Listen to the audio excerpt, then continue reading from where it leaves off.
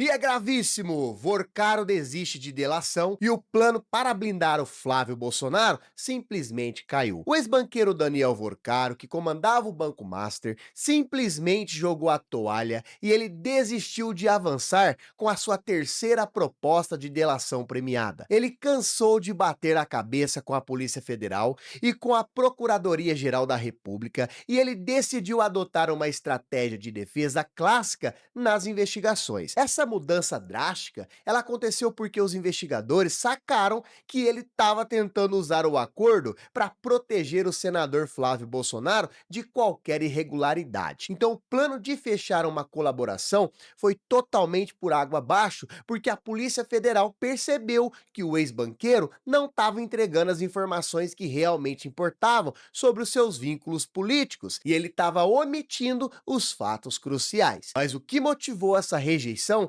vai muito além de um simples silêncio. E o buraco onde esse dinheiro foi parar vai te deixar impressionado com os valores envolvidos. Para você entender a gravidade, galera, do negócio, essa era a terceira vez que o Daniel Vorcaro ele tentava negociar um acordo de delação. A segunda proposta dele já tinha sido rejeitada pela Polícia Federal em junho. Sabe por quê? Porque o material que foi enviado continuava omitindo informações de grande relevância. Os investigadores, eles foram muito claros ao avaliar que o Vorcaro estava usando o processo para tentar passar um pano e proteger os integrantes do grupo político que mantinham relações próximas com ele. Só que, galera, a paciência da Polícia Federal esgotou. A defesa dele percebeu que não conseguiria os benefícios penais sem abrir a caixa preta de verdade e já resolveu mudar o jogo de vez. Agora, ao invés de colaborar e entregar os bastidores, os advogados vão focar os esforços exclusivamente no processo criminal normal. Mas a grande pergunta que acaba ficando no ar e que acabou detonando toda essa confusão é: qual era o assunto tão perigoso que ele tentou esconder a todo custo na proposta? Galera, o ponto mais sensível de toda essa negociação frustrada e que fez o plano desmoronar de vez acaba envolvendo o financiamento do filme Dark Horse. Na proposta que o ex-banqueiro apresentou, a defesa dele tentou de todas as formas pintar esses repasses financeiros como se fossem apenas um investimento empresarial legítimo. Ele queria convencer as autoridades de que o dinheiro colocado na produção audiovisual era simplesmente um negócio puramente comercial, sem nenhuma contrapartida política, sem influência sobre agentes públicos e sem nenhum tipo de benefício concedido ao Banco Master. Então, era a narrativa perfeita para tentar afastar o senador Flávio Bolsonaro de qualquer suspeita de irregularidade. Só que essa versão bonitinha, ela simplesmente, galera, não colou com os investigadores. Sabe por que que a Polícia Federal não engoliu essa história de investimento comum? Porque eles já tinham interceptado provas que mostram uma realidade completamente diferente. Então, a farsa de que tudo era apenas um apoio cultural simplesmente começou a desmoronar, porque a Polícia Federal já tinha reunido uma quantidade impressionante de mensagens, de documentos e de informações financeiras detalhadas sobre a aproximação real entre o senador e o ex-banqueiro. Então, o volume de dinheiro que foi movimentado para esse projeto é bizarro e chegou a impressionantes 61 milhões de reais, de acordo com as apurações oficiais. Diante desse montante gigantesco, as autoridades passaram a analisar a operação com lupa para determinar a verdadeira origem, o destino final e se existiam contrapartidas ocultas ligadas a esses recursos. Então não dava mais para o Daniel Vorcaro ele sustentar que o banco não tinha interesses políticos na jogada. A Polícia Federal percebeu a manobra de blindagem na hora, e se você acha que o envolvimento do senador era indireto, o próprio Flávio Bolsonaro complicou a sua própria situação ao admitir publicamente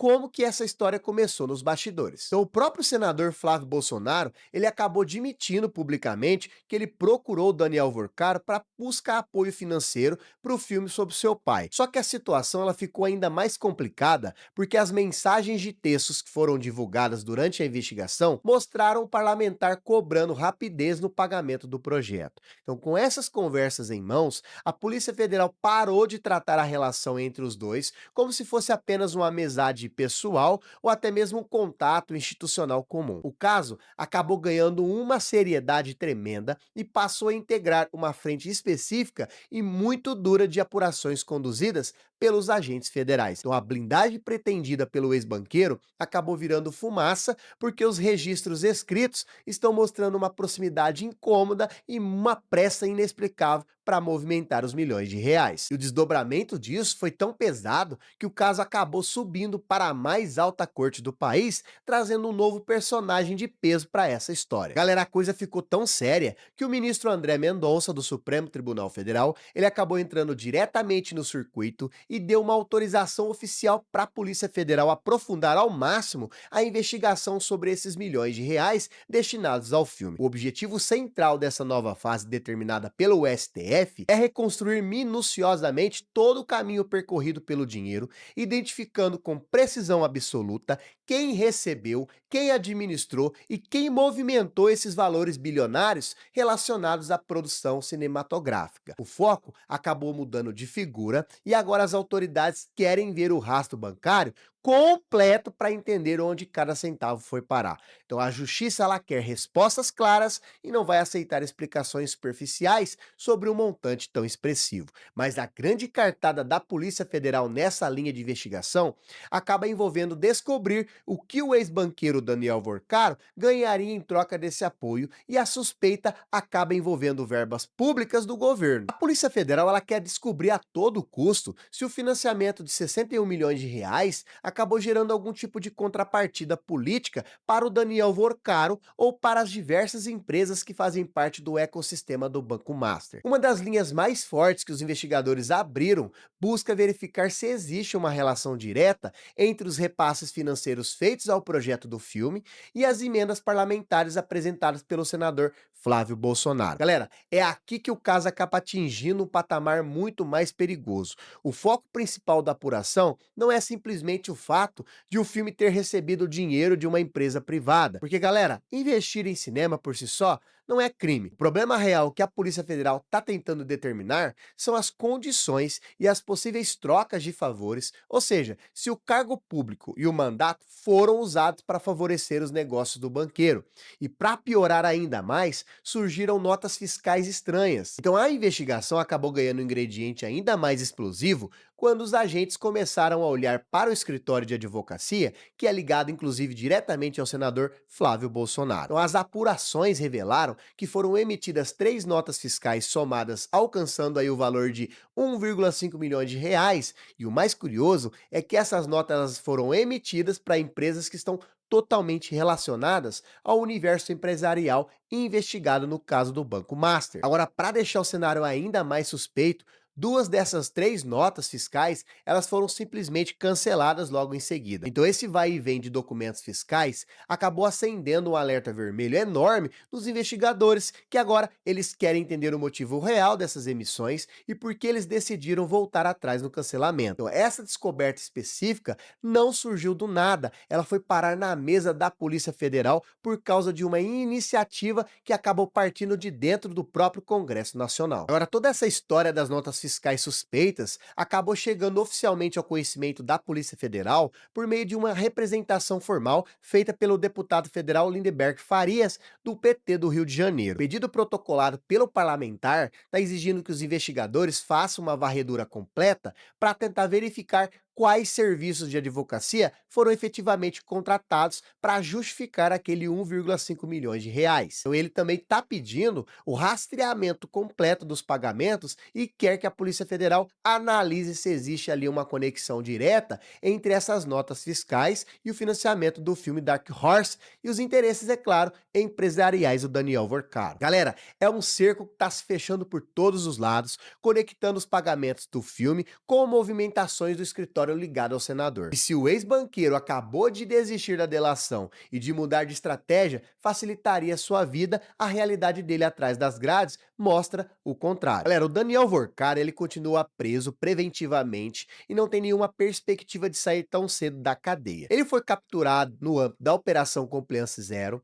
e permanece trancado, galera, porque o ministro André Mendonça, do STF, ele simplesmente negou de forma contundente o pedido de prisão domiciliar que a defesa dele tinha apresentado. Então, o magistrado, ele não só manteve o ex-banqueiro preso, como ele também determinou a sua transferência para o 19º Batalhão da Polícia Militar do Distrito Federal, um local que é popularmente conhecido como Papudinha. Então, a justiça entendeu que a liberdade dele simplesmente representava um risco para as investigações e que a manutenção da prisão era totalmente necessária. Então, o ex-controlador do Banco Master, ele perdeu o conforto da sua rotina e agora ele se vê confinado em uma cela militar, longe do poder que exercia. O motivo de tanto rigor por parte do Supremo fica muito claro quando nós olhamos para a lista de crimes pesados que simplesmente ele está sendo acusado. A decisão do Supremo Tribunal Federal de manter o ex-banqueiro preso na Papudinha foi fundamentada na extrema gravidade dos fatos que foram descobertos pela Polícia Federal. A Operação Compliance Zero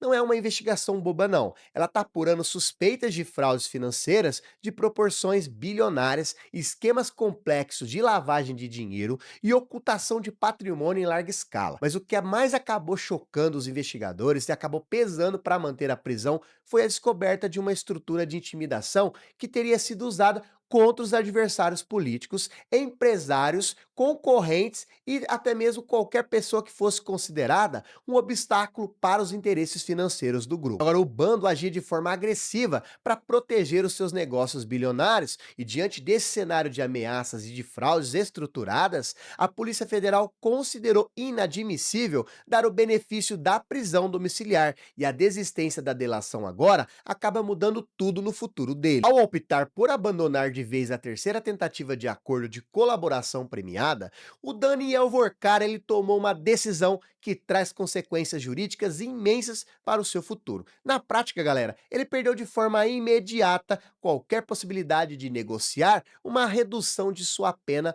ou até mesmo de conseguir benefícios práticos na prisão em troca de informações relevantes. A partir de agora, o ex-banqueiro passa a depender única e exclusivamente do resultado dos recursos que os seus advogados vão apresentar nos tribunais e da capacidade deles de enfraquecer as acusações ao longo do processo criminal. Então, é uma aposta de altíssimo risco, pois ele abriu mão do único instrumento que ele poderia aliviar a sua situação em troca de silêncio. Mas se ele achou que o seu silêncio ia enterrar a investigação e salvar os seus aliados políticos, ele cometeu um erro de cálculo estratégico que a Polícia Federal faz questão de demonstrar. A Polícia Federal, ela deixou muito claro que a desistência da delação por parte do Daniel Vorcaro não elimina em nada os elementos da prova que já foram coletados até agora. Então, o material que os agentes reuniram ao longo dos meses continua totalmente válido e a Polícia Federal tem total independência para adotar novas medidas de busca,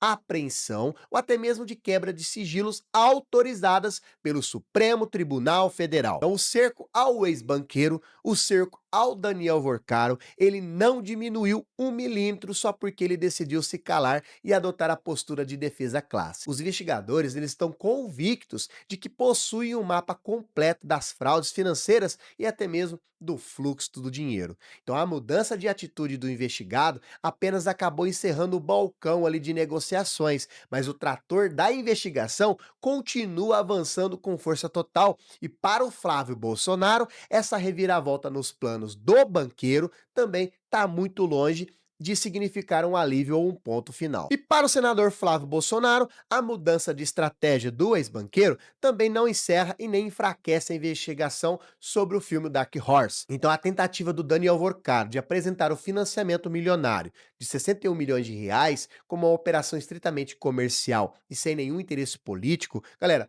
foi simplesmente rechaçada e rejeitada categoricamente pelas autoridades antes que qualquer acordo fosse assinado. Então isso significa que a versão de blindagem pretendida por eles não tem valor nenhum para a justiça. Agora, caberá exclusivamente à Polícia Federal confrontar essa narrativa defensiva com a enxurrada de mensagens interceptadas, as notas fiscais suspeitas, as movimentações bancárias detalhadas e, é claro, as eventuais decisões parlamentares que envolvem o ex-banqueiro. O cenário político continua pegando fogo e a apuração criminal vai entrar agora em uma fase de confrontação direta de provas. Galera, é claro que perante a lei, tanto Daniel Vorcaro quanto o senador Flávio Bolsonaro e todos os outros citados no inquérito têm o direito garantido à presunção de inocência até que se prove ali o contrário.